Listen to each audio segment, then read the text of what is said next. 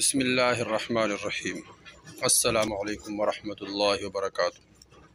یہ عمل ادائی قرض کے لیے ہے۔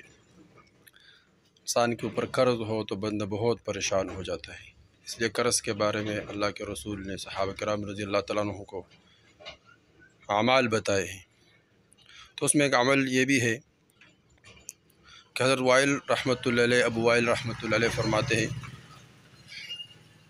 کہ حضرت علی رضی اللہ تعالیٰ عنہ کے پاس ایک مکاتب آ گیا غلام،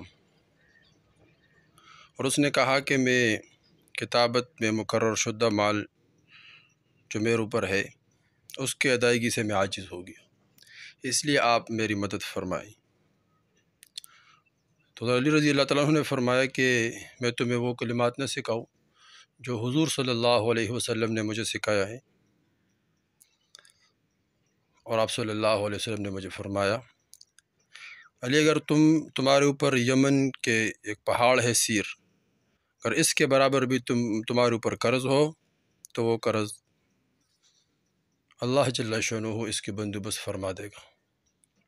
تم یہ کلمات پڑھا کرو کثرت سے، اللہم اکفینی بحلالک عن حرامک واغننی بفضلک عمن سواک، اللہم اکفینی بحلالک عن حرامک واغننی بفضلک عمن سواک۔